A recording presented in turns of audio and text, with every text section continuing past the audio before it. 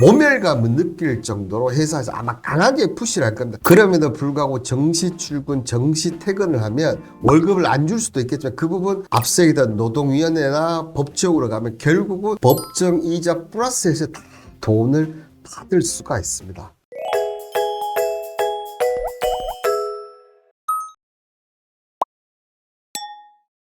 여러분의 투자 평생 교육은 자 오늘의 투자 컨설팅 내용은 한 번쯤은 경험해야 될 직장이라면 한 번쯤은 생각했던 부분인데요. 특히나 이게 점점점 연령이 낮아지고 있습니다. 어떤 내용인지 벌써 감이 오시죠? 바로 이 젊은 사람들의 이 권고사지 과연 패급일까? 이런 내용인데요. 자, 이 관련해서 직장이라면 누구나 한번 경험해야 되고 많으면 더 좋지만 이 부분에 대해서 오늘 투자 컨설팅 해드릴까 합니다. 자, 먼저 오늘 질문자 내용을 보시면 젊은 사람의 권고사직 주변에 패급이라고 사람 취급도 안 하는데 진짜 젊은 사람들이 권고사직이면 그런 이미지인가요? 보통 권고사직이라고 하면 회사 운영에 절감하려고 인원을 감축하는데 그 중에서 이제 나이가 많거나 능력이 부족한 사람 위주 뽑는 건가요? 이렇게 얘기를 하셨습니다. 이 권고사직에 관련해서 과연 패급일지 일단 권고사직이란 얘기는 어떤 내용입니까? 법정은 용어는 아니면 인사관리상 많이 하는 얘기인데 한마디로 사용자 측이 근로자에게 퇴직을 권유하는 겁니다. 그럼 이 퇴직을 권유하는데 이 퇴직을 동의하는 부분은 권고사직이 있고 그 다음에 뭐가 있습니까? 해고가 있습니다.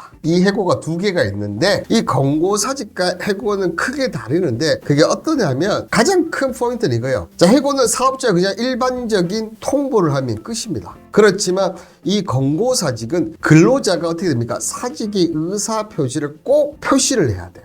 이 표시를 하면 법적인 부분을 문제가 없는데 맞죠? 표시를 안 하고 그냥 자르면 나중 돼서 엄청난 법적인 파급 효과가 있다는 겁니다. 자, 그렇다면 여러분들 이 관련해서 우리가 일반적인 이 권고사직 회사의 경영상 사정으로 권고사직을 한번 주요 내용이 이래요. 경영상이 필요하거나 자 사업의 뭐죠 그다음에 사업주의 다 이런 내용이 나옵니다. 그러니까 개인의 능력이나 이런 게 전혀 상관없이 특히나 리먼 사태나 IMF 같은 이런 사태가 발생했을 시 발생을 하고 그게 아니라면 업황이 갑자기 쇠퇴를 하는 거죠. 그렇게 되면서 회사의 경영상 사정으로 권고사직을 한다.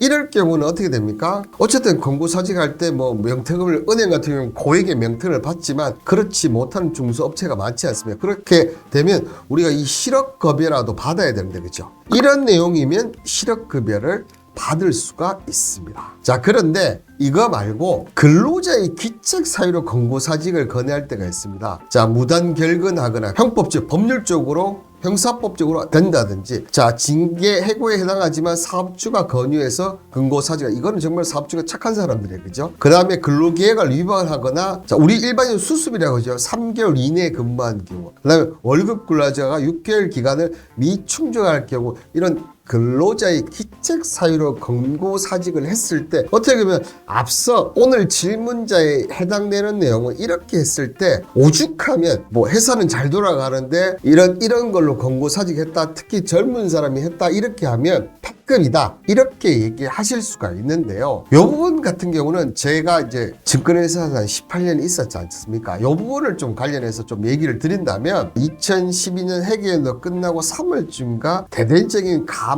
한파가 일어나면서 증권회사들이 어떻게 됐습니까? 보시는 대로 국내 62개 증권사 임직원 수는 43,091명으로 729명 엄청나게 영업이익이 떨어지면서 많은 수의 구조 조정이 일어나면서 어떻게 됐습니까? 명퇴라고 얘기를 하죠. 명퇴 이런 권고사직을 많이 권했었습니다. 정말 많이 권했었어요. 저 당시에. 저 때는 상시적이 아니라 이렇게 업황이 안 좋았을 때 권고사직들을 정말 많이 권했었습니다. 그런데 이게 대형 증권사는 그나마 좀 나았고 중소형 증권사 같은 경우는 예전 같으면 뭐 10년 단위 아니면 3년 단위 이렇게 했는데 이때부터 수시로 쳐냈는데 그럼에도 불구하고 그전에는 어떻게 했냐 그래도 최소한 40대 이상이나 아니면 기본적으로 50대 이상을 대상으로 했었어요. 그런데 이게 2013년부터 어떻게 됐냐 그 대상이 사원 대리급에 포함이 됐었어요. 저도 그때 이제 느낀 점이 어떤 부분이냐면, 그래도 이전에 차장급 이상급을 했는데 제가 이 사원을 자르는 걸 보고 제가 어이가 없고, 야 이게 말이 되냐. 왜냐하면 기본적으로 증권회사 같은 경우는 이 사원이 하나 들어오지 않습니까? 들어오면 예전 같으면 제가 1999년도에 입사를 했을 거예요. 이 당시에만 사원, 신입 사원을 2년에서 3년 정도 교육을 시키고 가르쳤었어요. 그런데 이게 2010년대에 더불었으면서 그냥 바로 현장 투입을 시켜버려요. 저 같은 경우는 최소한 6개월 이상 어떻게 보면 교육을 받았거든요, 본사에서. 그런데 이제는 그런 게 없어요. 그냥 한 달 정도 단기 교육을 시키고 적응 기간 끝나면 3개월 뒤부터 바로 현장 투입을 했는데, 이게 1년 정도 성과가 안 나오면 바로 대상이 포함이 되더라고요.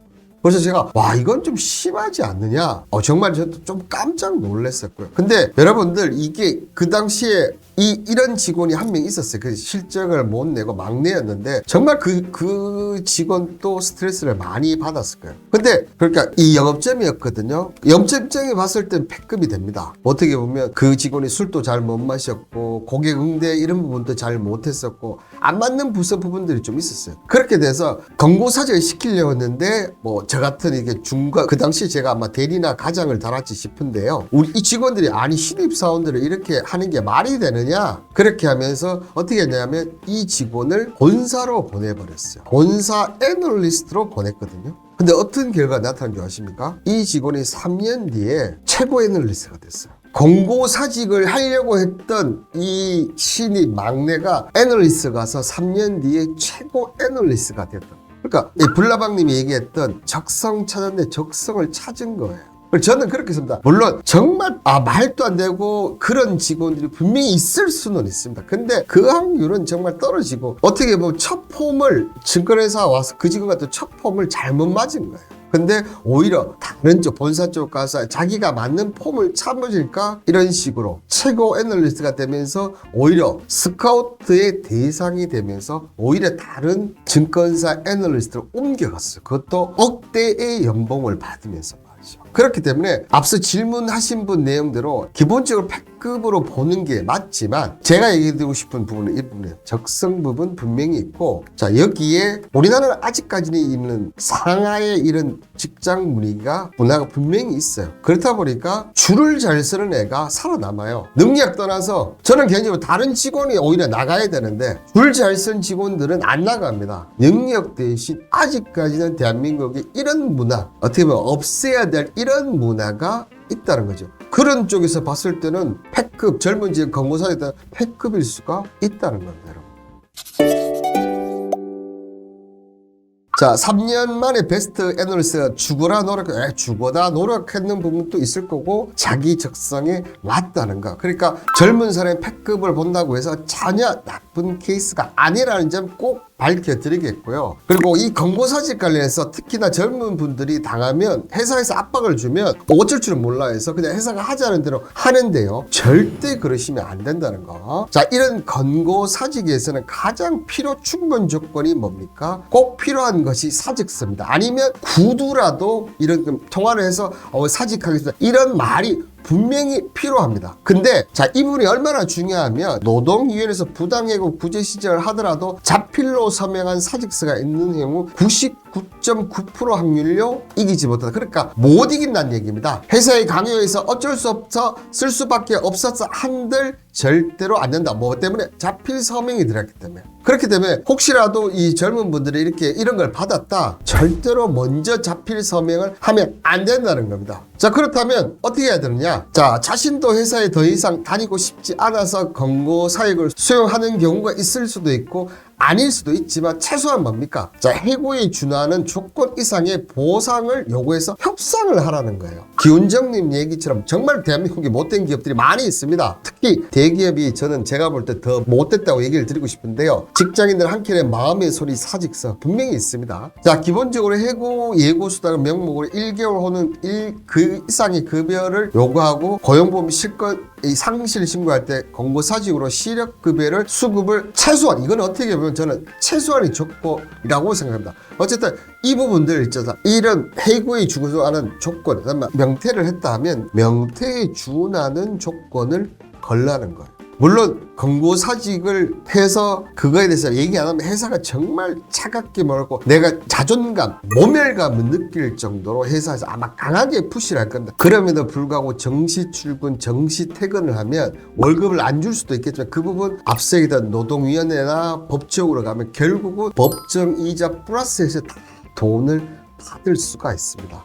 그때 뭐만 해야 된다고요? 근태만 확실하게 처리하면 됩니다. 아시겠죠? 그냥 거부하고 민노 가입해서 SO소 치세 뭐 그러면 되지만 정말 한번 내가 인생에서 모멸감을 어디까지 받을 수 있느냐 하면서 고려한다면 아마 이 권고사직을 회사 요구에 거부했을 때 그런 일이 나타날 건데 꼭 이 해고에 준하는 이상의 조건을 받고 하시라는 얘기 꼭 드리고 싶고요. 이 경계 침체 여파로 신입사원 고령화든 이 점점점 신입사원들이 줄면서 또 나이 또한 늘고 있어요. 남자 평균 29.4, 여자 평균 27세 집계되고 있고 이 신입사원 입사 마지노선 같은 경우도 점점점 늘고 있는데요. 남자의 경우는 얼마 됐냐 아십니까? 33.5세. 그 다음에 여자의 경우도 31.6세. 정말 많이 올라왔네요. 저희 같은 경우는 30세 이상이면 신입사원 거의 못 들어갔거든요. 근데 이만큼 올라오다 보니까 빨리 신입사원이 권고사직 케이스가 있습니다. 그렇지만 여러분들 물론 직장 소중합니다. 직장 소중하지만 저희 나이 때나 그전 나이 때 같으면 정말 평생 직장 개념이 됩니다.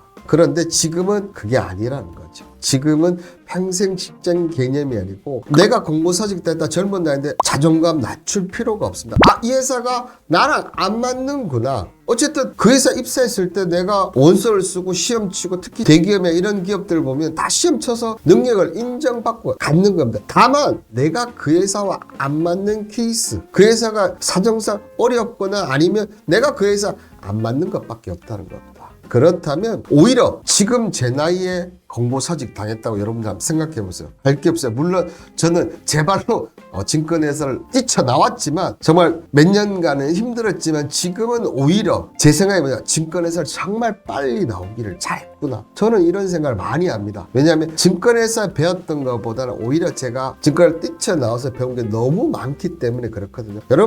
여러분들도 젊은 시절 이런 겪지 말아야 될 부분이 있죠. 분명히 겪고 있을 때 그렇지만 그게 오히려 인생의 역진 아니면 제2의 인생의 서막을 올릴 수 있는 그런 일이 될 수 있다는 점 오늘 제 영상을 보시면 충분히 납득이 가시고 이해가 가실 겁니다. 아시겠죠 여러분들? 여러분들 앞으로 우리가 할 일 그리고 우리가 해야 할 일 너무나 많다는 거 그저 꼭 기억하시길 바라겠습니다. 자, 2023년 갑진년 새해 첫 방송 오늘 내용 어떠셨습니까? 내용 마음에 드셨다면 구독 한번 꾹 좀 눌러주시고요. 제가 여러분들한테 이런 컨설팅했다 특히 제가 실질적으로 경험한 얘기를 많이 들려드리고 있거든요. 꼭 참고하시길 바라겠습니다. 자, 여러분들 그러면 오늘 영상은 여기서 마치고요. 저는 내일 만나 뵙도록 하겠습니다. 여러분들 안녕.